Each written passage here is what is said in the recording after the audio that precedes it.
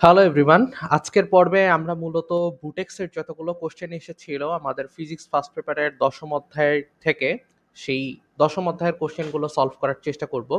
তোমরা ফার্স্টলি আগে নিজেরা ম্যাথগুলো দেখার পর নিজেরা সমাধান করার চেষ্টা করবা। যদি দেখো যে তোমরা পারছো না, দেন তুমি আমার পদ্ধতি দেখতে পারো। বাট তোমার কাছে যদি মনে হয় যে তোমার প্রসেস অনেক বেশি লেন্দি হচ্ছে, তাহলে শর্টকাট ফর্মুলা বা শর্টকাটে কিভাবে ম্যাথটা করা যায় এটার জন্য তুমি আমার ভিডিও দেখতে পারো। বাট অবভিয়াসলি প্রত্যেকটা কোশ্চেন ব্যাংক সলভ করে যাবা, কেননা দেখবা যে রিপিটেড কোশ্চেনই বারবার আসছে। বুটেক্সের কোশ্চেন সিকেরুয়েটে দিচ্ছে, সিকেরুয়েটের কোশ্চেন বুয়েটে দিচ্ছে, বুয়েটের কোশ্চেন আবার সিকেরুয়েট কপি করতেছে।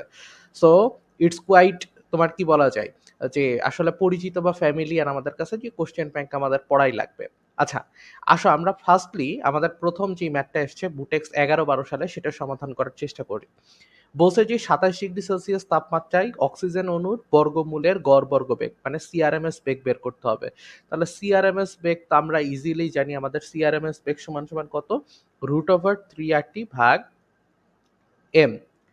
এখানে 3RT যেহেতু, তাহলে আমাদের 3R, আমি আর এর মান আর বসাইলাম না, 8.0134, যেহেতু আমরা এসআই এককে আর কি সবকিছু বসাচ্ছি। আর আমাদের টি এর ভ্যালু কত হবে, 300। এবার আমাদের এম এর ভ্যালু কত, যেহেতু অক্সিজেন তার মানে অবশ্যই 32। অ্যান্ড আমি বারবার এর আগের ভিডিওতেও বলছি যে আমরা সিআরএমএস বেগ বের করার সময় অবশ্যই এসআই এককটা কেজিতে নেওয়ার চেষ্টা করব। তাহলে 32 গুণ 10⁻³ কেন কেজিতে নিব, কেননা বাকি সবগুলো এসআই এককে এবং আমরা লাস্টলি যেই সিআরএমএস এর বেগটা পাবো সেটা অবশ্যই মিটার পার সেকেন্ডে পাবো। যদি আমরা একটা শর্ট ক্যালকুলেশন করি ক্যালকুলেটারে, তাহলে আমাদের উত্তর বের হয়ে আসবে 483.56 মিটার পার সেকেন্ড। আচ্ছা, আমরা অল টাইমই দেখবো যে আমি এর আগেও বলছিলাম যে সিআরএমএস বেগের মানটা 300 থেকে 600-র মধ্যে ভ্যারি করে, কেননা শুধুমাত্র দুইটা জিনিসের উপরেই সিআরএমএস বেগ ডিপেন্ড করে। এক নাম্বার হচ্ছে তাপমাত্রা, আর দুই নাম্বার হচ্ছে আমাদের আণবিক ভর। তো আণবিক ভর কোয়াইটলি 1 থেকে তোমার 60 বা 80-র মধ্যে থাকে, আর টি এর মানটাও আসলে 27 ডিগ্রি থেকে শুরু করে 100 ডিগ্রির মধ্যেই থাকে। এই কারণে সিআরএমএস বেগটা সবসময় দেখবা যে 300 থেকে 600-র মধ্যে আসছে। এটা আসলে তোমার উত্তরটা ঠিক আছে কিনা সেটা বোঝার একটা উপায়। আচ্ছা, তারপর আমাদের সেকেন্ড কোশ্চেন বুটেক্স 15-16 সালের, বলছে যে স্বাভাবিক তাপমাত্রা ও চাপে অক্সিজেন ও হাইড্রোজেনের মূল গড় বর্গবেগের অনুপাত কত, মানে সিআরএমএস বেগের অনুপাত কত। আমাদের যেহেতু দেয়াই আছে যে আমাদের একটা হচ্ছে অক্সিজেন, একটা হচ্ছে হাইড্রোজেন, আমরা বুঝতেই পারছি যে আণবিক ভরের সাথে আমাদের যে সিআরএমএস বেগের সম্পর্ক আছে সেটাকে ইউজ করতে হবে। অ্যান্ড আমরা এটাও জানি যে আমাদের সিআরএমএস বেগের সাথে আণবিক ভরের যে সম্পর্ক সেটা কিন্তু √1/m, মানে 1/√m, এইটার আর কি সমানুপাতিক। তার মানে হচ্ছে আমাদের আণবিক ভর যেটা আছে সেটার বর্গমূলের ব্যস্তানুপাতিক হচ্ছে আমাদের সিআরএমএস বেগ। তার মানে আমরা লিখতেই পারি যে আমাদের সি ওয়ান এর জায়গায় আমরা লিখি, যেহেতু অক্সিজেন বলছে তাহলে আমরা সিআরএমএস অফ ও2 এভাবে লিখি। আমি শুধুমাত্র সি লিখলাম বড় না করার জন্য। আর এখানে আমাদের হচ্ছে H2 ইজিক্যাল টু আমরা দিব √ যেহেতু ব্যস্তানুপাতিক তার মানে আগে যাবে এম অফ H2 আর আমাদের এম অফ ও2। তাহলে এখন আমরা বসাই দিই আণবিক ভরটা। আমাদের হাইড্রোজেনের ক্ষেত্রে হচ্ছে আমাদের 2, আর আমাদের অক্সিজেনের ক্ষেত্রে হচ্ছে 32। তার মানে 1/16, যেটাকে আমরা বলতে পারি 1/4। তার মানে আমাদের অনুপাতটা কত হবে, 1:4। খুবই ইজি ম্যাথ ছিল। আচ্ছা, আমরা কালারটা একটু চেঞ্জ করে নিই, দেখতে কেমন লাগতেছে। আচ্ছা, এবার আমরা হচ্ছে আমাদের নেক্সট অঙ্ক মুভ অন করি। আচ্ছা, আমাদের নেক্সট অঙ্ক হচ্ছে বুটেক্স 15-16 সালের, বলছে 20 লিটার ধারণ ক্ষমতার একটি সিলিন্ডার হাইড্রোজেন দ্বারা পূর্ণ। হাইড্রোজেন গ্যাসের মোট অণুর গড় গতিশক্তি 1.5 × 10⁵ জুল। সিলিন্ডারের হাইড্রোজেন গ্যাসের চাপ কত। আমরা বুঝতেই পারছি যে এখানে শক্তির সমীকরণ আমাদের ইউজ করতে হবে, কেননা শক্তি দেওয়া আছে। তাহলে আমরা জানি যে আমাদের যে ই আছে, আমাদের ই ইজিক্যাল টু আমরা লিখি কি, এফ ভাগ আমাদের 2 ইন্টু এনআরটি অথবা পিভি, যেটা আমরা ইচ্ছা। যেহেতু আমাদের এখানে পি আর ভি এর মান দরকার, সেহেতু আমরা পিভি সূত্রটা ইউজ করছি।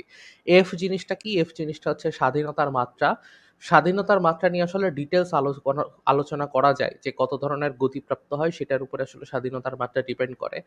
তো যাই হোক, আমরা সেখানে না যাই, আমরা সরলরৈখিক গতি আছে, ওর মধ্যে ভাইব্রেশন মুভমেন্ট আছে, এরপর হচ্ছে রোটেশন মুভমেন্ট আছে, ঠিক আছে? ৩ ধরনের মুভমেন্টের উপর ডিপেন্ড করে স্বাধীনতার মাত্রা বের করা হয়। ইনশাআল্লাহ যখন বড় লেকচার হবে তখন আমরা আলোচনা করব। তবে যেহেতু আমাদের এখানে এক্সাক্টলি হাইড্রোজেন বলা আছে, এই কারণে কিন্তু আমরা F এর মান বসাচ্ছি। আমাদের যদি হাইড্রোজেন এক্সাক্টলি না বলা থাকতো তাহলে কিন্তু আমরা 3/2 দিয়ে করে ফেলতে পারতাম। কিন্তু হাইড্রোজেন বলা থাকলে অবশ্যই স্বাধীনতার মাত্রাটাকে তোমাকে আনতেই হবে। তাহলে আমাদের স্বাধীনতার মাত্রা অনুসারে এখানে কত F এর মান? F এর মান হচ্ছে 5, যেহেতু একটা হাইড্রোজেন হচ্ছে দ্বিপারমাণবিক গ্যাস। তাহলে এখানে হচ্ছে 2 আর এটা হচ্ছে আমাদের PV, এটা হচ্ছে আমাদের E। তাহলে আমরা এখানে দেখতে পারতেছি আমার বের করতে হবে কিসের মান? P এর মান। তাহলে আমরা P লিখতে পারি 2E/5V।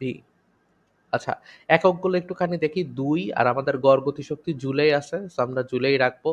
1.5 × 10⁵ আর নিচে হচ্ছে 5 গুণ ২০ লিটার আছে। এখন দেখো ডিরেক্টলি লিটার কিন্তু আমরা বসাইতে পারবো না। কারণ উপরে আমরা জুলে বসাইছি। এটাকে আমরা বের করতে হবে আবার কিসে? নিউটন পার মিটার স্কয়ার বা প্যাসকেলে। তাহলে সেই ক্ষেত্রে আমরা অবশ্যই ২০ লিটারকে আমাদের মিটার কিউবে রূপান্তর করে নিব। তাহলে কত? 10⁻³ দ্বারা গুণ করব। এর কারণ হচ্ছে আমাদের লিটার মানে কি? Decimetre cube.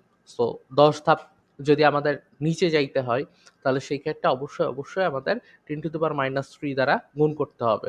তাহলে এটার অ্যান্সার কত আসে? এটার অ্যান্সার আসে 3 × 10⁶ নিউটন পার মিটার স্কয়ার। তাহলে আমরা বুঝতেই পারছি যে আমাদের সঠিক উত্তর হচ্ছে খ নাম্বারটা। যাই হোক, এর পরের অঙ্কটা আমরা দেখি। পরের অঙ্কটা একটু বেশ বড় আছে। বলছে যে কোনো দিনে শিশিরাঙ্ক 8.5 ডিগ্রি সেলসিয়াস, বায়ুর তাপমাত্রা 18.4 ডিগ্রি সেলসিয়াস, আপেক্ষিক আর্দ্রতা বের করতে হবে। ওকে, তাহলে আমরা কি করব? আপেক্ষিক আর্দ্রতা মানেই হচ্ছে আমাদের বর্তমানে যেই বায়ুর তাপমাত্রা রয়েছে সেইখানকার যে বাষ্পচাপ সেটা যাবে হরে, আর আমাদের যে শিশিরাঙ্ক আছে সেই শিশিরাঙ্কে আমাদের যে বাষ্পচাপ সেটা যাবে আমাদের লবে। তাহলে সেই ২ টা আমাদের বের করলেই হয়ে গেল। কিন্তু আমাদের ডিরেক্টলি অ্যান্সার দেওয়া নাই। আমাদের দেওয়া আছে হচ্ছে ৮ ডিগ্রি আর ৯ ডিগ্রির ক্ষেত্রে বাষ্পচাপ। আর দেওয়া আছে ১৮ ডিগ্রি আর ১৯ ডিগ্রির ক্ষেত্রে বাষ্পচাপ। তাহলে আমরা কি করব? আমরা এক্সাক্টলি শুধুমাত্র 8.5 এর জন্য কি হবে সেটা বের করব। সেটা আমরা কিভাবে বের করব? আমরা দেখব ৮ আর ৯ ১ ডিগ্রি বাড়ার জন্য বাষ্পচাপ কতটুকু বাড়ছে। তাহলে 0.5 ডিগ্রির জন্য কতটুকু বাড়ছে সেটার সাথে ৮ ডিগ্রিটা যোগ করে দিব। তাহলে আমাদের কি বের হয়ে গেল? যে 8.5 ডিগ্রি সেলসিয়াসে আমাদের বাষ্পচাপ কত? তাহলে আমরা করি। তাহলে 8.5 ডিগ্রি সেলসিয়াসে আমাদের বাষ্পচাপ বাষ্পচাপ ইজিক্যাল টু, প্রথমে আমরা কি করব? ৮ ডিগ্রিটা যোগ করব। যেহেতু 10⁻³ সবার সাথেই থাকবে সেই জন্য আমরা পরে এটাকে যোগ করে দিচ্ছি একবারে। আমরা আগে শুধু প্রথম অংশটুকু লিখি। তাহলে 8.04 এটার সাথে যোগ হবে। কতটুকু যোগ হবে? আগে বৃদ্ধি কতটুকু হয়েছে সেটা আমরা বের করি ১ ডিগ্রি সেলসিয়াসের জন্য। তাহলে আমাদের ৯ এর জন্য যেই বাষ্পচাপ সেটাকে আমরা মাইনাস করব ৮ এর জন্য যে বাষ্পচাপ সেটা থেকে। তাহলে 8.61 মাইনাস 8.04, এটা কি হয়েছে? ১ ডিগ্রির জন্য বাষ্পচাপ বৃদ্ধি পেয়েছে। তাহলে আমাদের 0.5 ডিগ্রির জন্য বৃদ্ধি পাবে কত? কেননা 8.5 আর 8 এর মাঝখানে 0.5 ডিফারেন্স, তাহলে ইনটু 0.5। এটা আমরা করলাম আর এটার সাথে একবারে আমরা 10⁻³ গুণ করে দিলাম। তাহলে আমাদের অ্যান্সার কত আসে? আমাদের অ্যান্সার আসে 8.325 ইনটু 10⁻³ আর আমাদের এককটা কি আছে? এককটা আছে মিটারে। তাহলে মিটারে। আচ্ছা, এটার ভ্যালুটা আসলে কি? এটার ভ্যালু আমরা ছোট হাতের f দ্বারা প্রকাশ করি। একইভাবে আমাদের কি দেয়া আছে? ১৮ এবং ১৯ দেয়া আছে, আমাদের লাগবে 18.4। তাহলে আমরা লিখি 18.4 ডিগ্রি সেলসিয়াসের জন্য বাষ্পচাপ। এটা যেহেতু বর্তমান তাপমাত্রার বাষ্পচাপ সেটাকে আমরা বড় হাতের F দ্বারা প্রকাশ করি। ইজিক্যাল টু 18 র জন্য আমাদের বাষ্পচাপ কত? 15.46 আর আমাদের এর সাথে যোগ হবে 16.46 মাইনাস 15.46 ইনটু 0.4। একটা জিনিস খেয়াল করো যে আমাদের কিন্তু ১ ডিগ্রি সেলসিয়াসের জন্য প্রথমে ৮ আর ৯ এর মাঝখানে যতটুকু বৃদ্ধি পাইছে তার তুলনায় যখন আমরা ১৮ আর ১৯ এ গিয়েছি সেটার বৃদ্ধির পরিমাণ কিন্তু বেশি।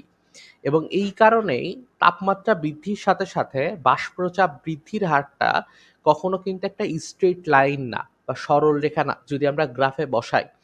এই কারণে আমরা যেকোনো নির্দিষ্ট তাপমাত্রায় বাষ্পচাপ বের করতে গেলে ওর আশেপাশে, ধরো আমি কিন্তু কখনোই 18.4 ডিগ্রির জন্য 15 ডিগ্রি সেলসিয়াস আর বাষ্পচাপকে ইউজ করব না। 18-র আশেপাশে 18.4-এর আশেপাশে আমরা কোনো তাপমাত্রা ইউজ করব, কেননা বাষ্পচাপ জিনিসটা স্ট্রেইট লাইন আকারে বাড়ে কমে না। তো এই কারণে আমাদের ম্যাথের অ্যাকুরেসি বাড়ানোর জন্য সবসময় আমরা আশেপাশের তাপমাত্রাগুলোর বাষ্পচাপকেই বেশি প্রাধান্য দিব। তাহলে এইটার সাথে আমরা একবারে গুণ করে দিই আমাদের 10⁻³ তাহলে আমাদের হিসাব করলে যে মানটা বের হয় সেটা হচ্ছে আমাদের বড় এফ এর মান। সেটার মান কত? এটার মান হচ্ছে 15.86 ইন্টু 10⁻³ মিটার। আচ্ছা, এখন আমাদের বের করতে হবে কি? এখন আমাদের বের করতে হবে হচ্ছে আর এর মান, আপেক্ষিক আর্দ্রতার মান। তাহলে আর ইজিক্যাল টু আমরা কি জানি? আমাদের ছোট হাতের এফ ভাগ বড় হাতের এফ গুণ 100%। তাহলে এই যে আমাদের ছোট হাতের এফ, এটার মান বসাও, এটার মান বসাও, দেখে অ্যান্সার কত আসে। সিম্পল ক্যালকুলেশন করলে আমাদের বের হবে 52.49%। তো এই বেশ বড় অঙ্ক, বাট আমরা সলভ করে ফেললাম, সৃজনশীলের অঙ্ক আর কি।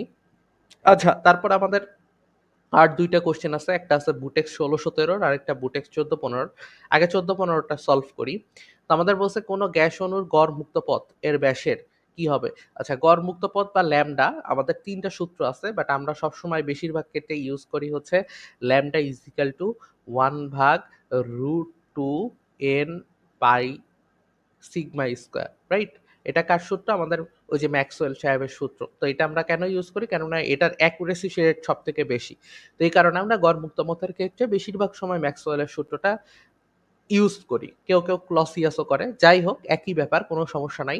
৩ সূত্রের ক্ষেত্রে আমরা দেখতে পাচ্ছি যে আমাদের ল্যামডা যেটা আছে সেটা ভেরিজাস হচ্ছে 1/σ²। এই সিগমাটা কি? এই সিগমাটাই হচ্ছে আমাদের গড় মুক্ত পথের ব্যাস, রাইট? তাহলে আমরা কি দেখছি? আমাদের ব্যাসটা কি হবে? আমাদের ব্যাসটা আসলে বর্গের ব্যস্তানুপাতিক, তাই না? তাহলে আমাদের অ্যান্সার হবে হচ্ছে খ। আচ্ছা, এরপরে আমাদের কি বলছে? শুষ্ক সিক্ত বাল্ব আর্দ্রতামাপক যন্ত্রে থার্মোমিটার দুইটির তাপমাত্রার পার্থক্য হঠাৎ কমে গেলে কি বোঝায়? তার আগে আমরা একটুখানি দেখি যে এই আর্দ্রতামাপক যন্ত্রটা আসলে কেমন হয়। এটা নিয়ে আমি একটু ডিটেলস বলি। আমাদের যে আর্দ্রতামাপক যন্ত্র আছে সেটাকে বলা হয় হচ্ছে হাইগ্রোমিটার। এখন একটা হাইগ্রোমিটারের মধ্যে দেখো ২টা আমাদের থার্মোমিটার থাকে, তাই না? তো এখন ২টা থার্মোমিটারের মধ্যে একটাকে বলা হয় হচ্ছে ড্রাই থার্মোমিটার, আরেকটাকে বলা হচ্ছে আমাদের কি? আরেকটাকে বলা হচ্ছে আমাদের ওয়েট থার্মোমিটার। ওয়েট মানে কি? ভেজা। আর ড্রাই মানে কি? মানে আমরা সিক্ত বা শুকনো যেটা ইচ্ছা সেটা বলি না কেন। তাহলে আমাদের ২টা থার্মোমিটার থাকে। এখন ২টা থার্মোমিটারের মধ্যে একটা থার্মোমিটার তো নরমাল জাস্ট লাগানো থাকবে। আরেকটা থার্মোমিটার যেটা থাকে সেই থার্মোমিটারের যেই পারদের প্রান্ত, সেই পারদের প্রান্তের সাথে একটা কাপড় জড়ানো থাকে। সেই কাপড়টা ওয়াটারের মধ্যে বা পানির মধ্যে আসলে ভেজানো অবস্থায় আপনার দেওয়া থাকে। তো তখন কি হয়? যে প্রতিনিয়ত ওয়াটার থেকে আমাদের কিছুটা পানি করে ওই কাপড় দিয়ে কিন্তু আমাদের ওয়েট বাল্বের পারদ বাল্বের যেটা আছে সেটার সাথে লেগে থাকে। যেমন আমাদের হারিকেনের টাইমে আমরা যেরকম দেখি না যে হারিকেনের নিচে তো তেল থাকে, কিন্তু যেই সলতে থাকে সেই সলতে বেয়ে যেরকম কেরোসিন উপরে উঠতে থাকে কমার সাথে ঠিক সেম প্রসেসে এখানে ওয়াটার আস্তে উঠতে থাকে। যখন ওয়াটারের ঘাটতি ঘটবে ওই ওয়েট বাল্বের কাছে। এখন স্বাভাবিকভাবে চিন্তা করো যে একটা কক্ষ তাপমাত্রার মধ্যে ২টা থার্মোমিটার রেখে দিছি। এখন সেই থার্মোমিটার পানির মধ্যে থাক আর যেই বিছানার উপর থাক আর দেওয়ালের সাথে থাক, সব ক্ষেত্রেই কিন্তু ২টা থার্মোমিটারের সেম তোমার কি দেওয়ার কথা? রিডিং দেওয়ার কথা। কেন? কেননা একটা রুমের তাপমাত্রা যদি ২৫ ডিগ্রি হয়, তার মানে সেই রুমের মধ্যে যদি পানি থাকে, সেই পানির তাপমাত্রাও কি ২৫ ডিগ্রি, রাইট?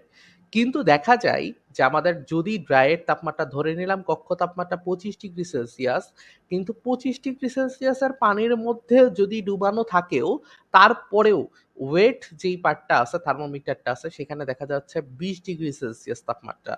তার মানে দেখা যাচ্ছে যে মিনিমাম ৫ ডিগ্রি বা ৬ ডিগ্রি এরকম পার্থক্য দেখা যায়। তো এই দেখার কারণটা কি? এই তাপমাত্রাটা কেন কমে যাচ্ছে? তো বলা হচ্ছে তাপমাত্রাটা এইজন্য কমে যায়, কেননা পানি থাকলে সেটার তো বাষ্পায়ন হবে। এই বাষ্পায়নের জন্য নির্দিষ্ট পরিমাণ সুপ্ত তাপ দরকার। বাষ্পায়ন মানে কি? আমরা ১০০°C তাপমাত্রায় পানিকে না নিয়ে যেয়েই তার আগেই বাষ্পে পরিণত করছি। তো সেই ক্ষেত্রে যেই সুপ্ত তাপটা দরকার হয় সেটা সেই থার্মোমিটারের আশেপাশের অঞ্চল থেকে সে গ্রহণ করে এবং গ্রহণ করার কারণে দেখা যাচ্ছে যে সেখানকার তাপমাত্রা ফল ডাউন করে। এখন আর্দ্রতা মাপবো কিভাবে? বোঝার চেষ্টা করো, তত বেশি জলীয় বাষ্প প্রডিউস হয় বা যত বেশি বাষ্পায়ন হয়, যত বেশি ওই রুমের মধ্যে বাষ্পের ঘাটতি থাকে। এখন বাষ্পের যদি ঘাটতি থাকে তাহলে খুব দ্রুত বাষ্পায়ন হবে এবং সেই জলীয় বাষ্পর চাহিদা মেটানোর চেষ্টা করবে। সেই ক্ষেত্রে আমাদের যে ওয়েট বাল্ব আছে সেটার থেকে ড্রাই বাল্বের তাপমাত্রার পার্থক্য অনেক বেশি হবে। কিন্তু আমার ওই রুমের মধ্যে যদি জলীয় বাষ্পের পরিমাণ বেশি হয়, সে তো নতুন করে আর পানিকে জলীয় বাষ্প করতে যাবে না। তখন দেখা যাবে যে ড্রাই আর ওয়েট বাল্ব এই ২ টার পার্থক্য খুবই কম হয়ে গেছে। অ্যান্ড যদি আমরা দেখি ড্রাই আর ওয়েট বাল্ব ২ টার তাপমাত্রাই সেম টু সেম, তার মানে আমরা তখন বুঝবো যে আমাদের আসলে ওই পুরো রুমে জলীয় বাষ্প সম্পৃক্ত আকারে আছে, যার কারণে একটা কণাও আসে নিতে চাচ্ছে না। অর্থাৎ আমাদের যে বায়ুর বাষ্প বা জলীয় বাষ্পের ধারণ ক্ষমতা আছে সেটা পুরোপুরি ফিল আপ হয়ে গেছে। এখন আমরা যদি একটুখানি দেখি আমাদের কি বলছে? আমাদের বলছে শুষ্ক সিক্ত বাল্বের আর্দ্রতা মাপক যন্ত্রে থার্মোমিটার ২ টির তাপমাত্রা হঠাৎ কমে গেলে কি হবে? এখন এইখানে কিছু কন্ডিশন আছে। যদি আমাদের ওই পার্থক্যটা কম হয়, তার মানে কি তাপ ধারণ ক্ষমতার বেশিরভাগটাই আসলে ফুলফিল হয়ে গেছে। তার মানে কি বাতাসে জলীয় বাষ্প অনেক বেশি। সেই ক্ষেত্রে আমরা বলব আবহাওয়া আসলে আমাদের আর্দ্র আছে। যদি আমাদের পার্থক্য বেশি হয় তার মানে কি জলীয় বাষ্পের পরিমাণ কম। তার মানে কি আবহাওয়া শুষ্ক থাকবে বা জলীয় বাষ্প প্রায় নাই বললেই চলে, যেটা শীতকালে হয়। এবার যদি বলা যায় যে ধীরে, ধীরে যদি পার্থক্য কমতে থাকে টাইমের সাথে, সাথে ১ ঘন্টা পরে রিডিং নিচ্ছি, ২ ঘন্টা পরে রিডিং নিচ্ছি। যদি কমতে থাকে তার মানে কি আমাদের জলীয় বাষ্পের পরিমাণ ধীরে, ধীরে বাড়ছে। এই কারণে পার্থক্য কমছে। সেই ক্ষেত্রে আমাদের বৃষ্টি হওয়ার সম্ভাবনা থাকে। কিন্তু যদি হঠাৎ করে কমে যায় তার মানে কি হঠাৎ করে দেখা যাচ্ছে যে আমাদের জলীয় বাষ্পের পরিমাণ অনেক বেশি হয়ে গেছে। তাহলে সেই ক্ষেত্রে আমাদের কি হইতে পারে? ঝড় বা বৃষ্টি হতে পারে। আর যদি পার্থক্য 0 হয়ে যায় তাহলে সেই ক্ষেত্রে আমাদের জলীয় বাষ্প দ্বারা সম্পৃক্ত। এটা তো আগেই ক্লিয়ার করলাম। তাহলে সেই অনুসারে আমাদের অবশ্যই, অবশ্যই এই জায়গায় কি হয়ে গেছে? হঠাৎ কমে যাচ্ছে। তার মানে কি? হঠাৎ কমে যাওয়া মানে হঠাৎ করে জলীয় বাষ্পের পরিমাণ বৃদ্ধি পাচ্ছে। এটা কখন হয়? যখন ঝড় হবে। বৃষ্টি হয় যদি ধীরে, ধীরে কমে। তাহলে এটাই ছিল আমাদের বুটেক্সের মোটামুটি প্রবলেম। এখন পর্যন্ত ১০ম অধ্যায় থেকে বুটেক্স এই ৭ টা কোশ্চেনই দেয়ার চেষ্টা করেছে। আর সেই ৭ টা কোশ্চেনই আমরা সলভ করছি। ইনশাআল্লাহ এরপরে আমাদের তো সিকে রুয়েট, বুয়েট ২ টাই শেষ। আমরা রুয়েট বা চুয়েটের আলাদাভাবে যেই কোশ্চেনগুলো করা হতো ১৯ সালের আগে, সেগুলো সলিউশন করার চেষ্টা করব। সবাইকে অসংখ্য ধন্যবাদ সাথে থাকার জন্য। আর ভালো লাগলে অবশ্যই ভিডিওটা শেয়ার করে দিও।